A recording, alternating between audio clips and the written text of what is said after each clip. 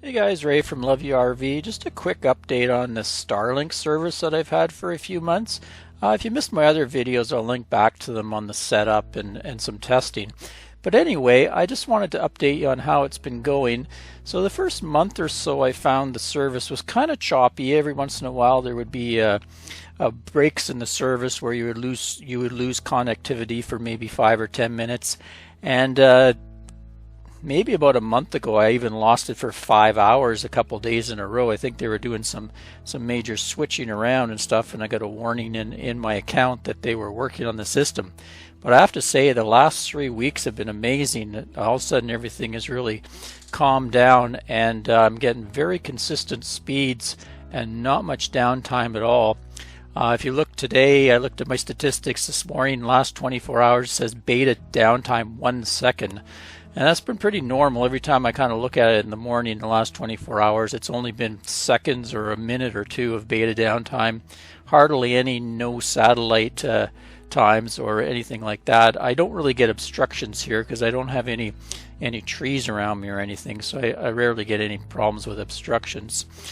Speeds, so far it's been almost every day very consistent, somewhere between 150 megabits a second to 250. And then upload is usually anywhere from 20 to 30-ish megabits per second, which is really nice when I'm uploading a YouTube video. It takes hardly any time at all. Just upload a gigabyte in like 5 or 10 minutes. Latency has been really good. You can see here 37 milliseconds. I found a lot of the web pages are a little bit snappier, but yeah, overall the service is really calmed down, and it's been really smooth and consistent. And I can't even remember the last time I had a streaming video that buffered. YouTube, we watch Netflix and Amazon Prime, and they just play perfectly. So that's one of the big reasons I got it, because we don't really have any satellite TV or anything here, so it's a major form of our entertainment. I have had a really incredible speeds every once in a while. One day I went and tested, and I got 430 megabits per second download. So that was pretty cool to see that, but that's kind of an outlier. Usually, like I say, it's somewhere 150 to 250. So the other 2 weeks ago, I saw that Elon Musk tweeted that he was answering a person, and he said, "Yeah, it should be fully mobile later this year, so you can move it anywhere or use it on an RV or truck in motion. We need a few more satellite launches to achieve complete coverage and some key software upgrades." So that's pretty cool. And they're also starting to say you're going to be able to move it around. And I noticed in my account portal page, now they have this map that you can drag around to different locations. So say I wanted to move it somewhere, I would just find a different place to take the dish.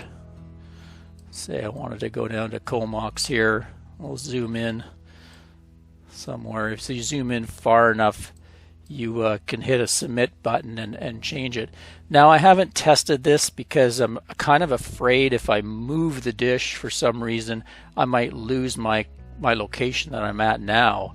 So I really don't want to do that, because we're booked in here till September, and it's in beta and there's limited slots. So I'm really afraid that if I move the dish, someone might come and take my slot and I won't be able to move it back. Anyway, but that feature is on the way. Now, a warning for Snowbirds, Canadians. I noticed the other day I was looking in my debug screen, and I saw it had a country code. You can see here dish, hardware version, software version, and country code CA. So the dish is saying it's a Canadian dish.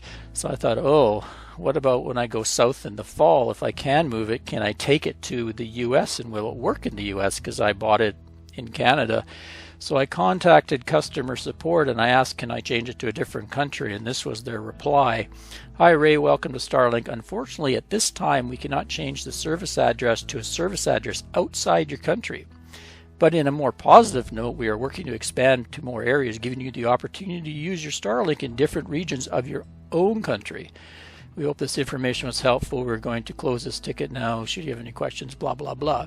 So I replied, thanks for the clarification on this issue. I will put out a video warning my fellow Canadians that we will be unable to travel with our Starlink dishes in the USA. I'm sad to hear this, as I will have to cancel my service when I head south for 6 months come this fall.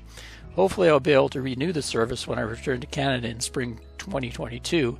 Reply was, hey Ray, no worries. We are looking forward to getting mobility issues up and running, such as RV travel. Just too early for this at this moment, but it's in the works. So kind of a vague response. Anyway, I thought I would put out this video in case people are in Canada are thinking, oh, I'm going to buy this Starlink dish and I'm going to travel to the US. Well, maybe, maybe not.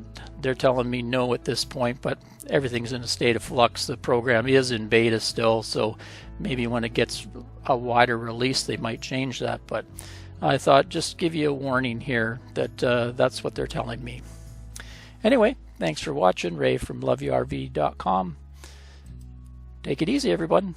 Cheers.